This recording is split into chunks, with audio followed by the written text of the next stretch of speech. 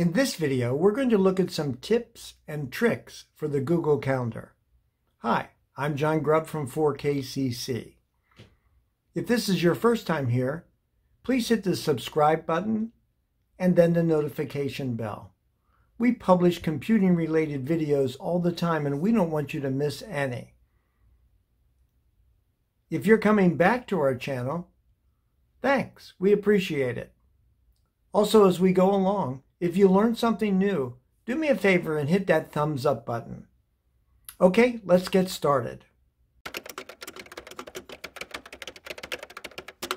In this video, we're going to look primarily at the Google Calendar on a computer. However, we will talk about the Google Calendar on mobile also. When you're on a computer and on the Google Calendar, there are about 24 keyboard shortcuts that are built in. If you have keyboard shortcuts turned on in the settings, then you can just access them anytime by using the question mark key. When you do that, you'll see the keyboard shortcuts. However, in this video, we're really not going to touch on the keyboard shortcuts, except for me to tell you that if they're turned on in settings, you can use the question mark key to see them. Instead, we're going to look at some other things.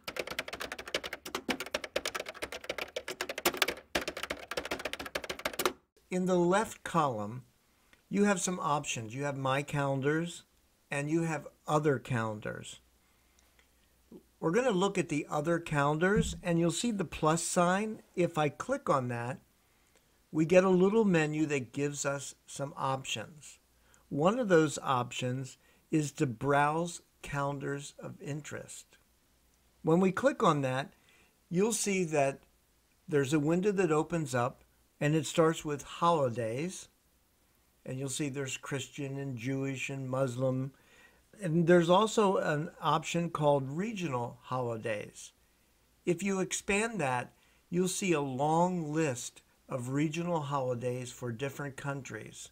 If one of those interests you, you can choose one of those and put that calendar over under Other Calendars.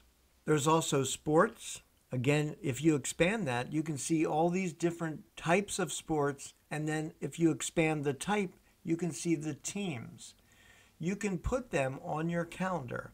For instance, if you're like me, I'm a Nashville Predators hockey fan, I can choose the Nashville Predators and I can have their schedule on my calendar. Finally, there's an Other section, which currently there's only one item under that, and that's phases of the moon. Well, I've chosen some from these lists and I've added them, and you can see them in the left-hand column. And if I put a check mark in them, they'll show up on the calendar, and I'll give you a little view of that.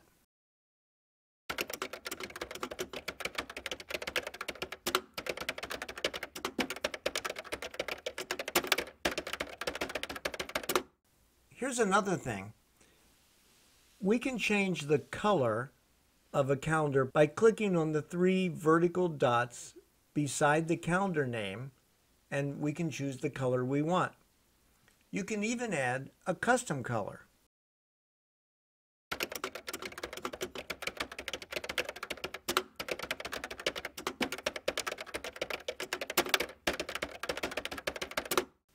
Speaking of color, when you add an event, you can give that particular event a color as well.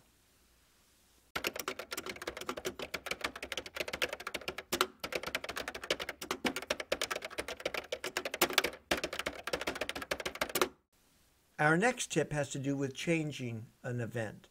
Suppose that you've created an event and now the time changes, or the day changes, or the day and the time change. You could go and edit the event, but you can also just take the event and drag it where you want it. Drag it to the date and time, and it will carry everything over, any kind of description, whatever you've put in there, it will drag it right over.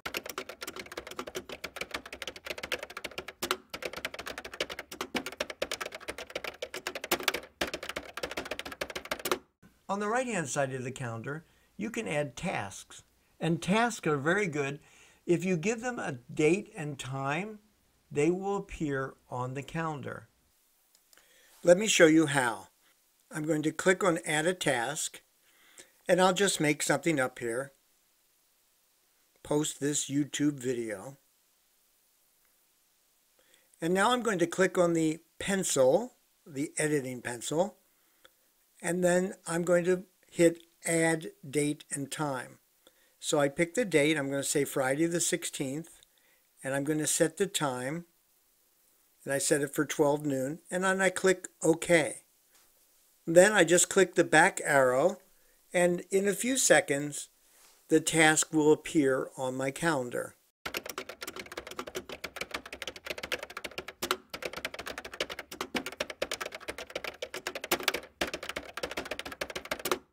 The next tip is really aimed towards mobile, but you can do it on the desktop. You have different views of the calendar. You can look at the day, the week, the month, the year, and then there's an option called Schedule. Now on the desktop, the schedule view is kind of boring, but it does give you a quick list of things that are scheduled. However, on the mobile app, the schedule view is kind of a lot more fun. Like for instance, if there's a haircut, you'll see a little picture of a blow dryer and a pair of scissors. Different events will have pictures, and that will allow you to visually see what's happening on your calendar, sometimes much quicker.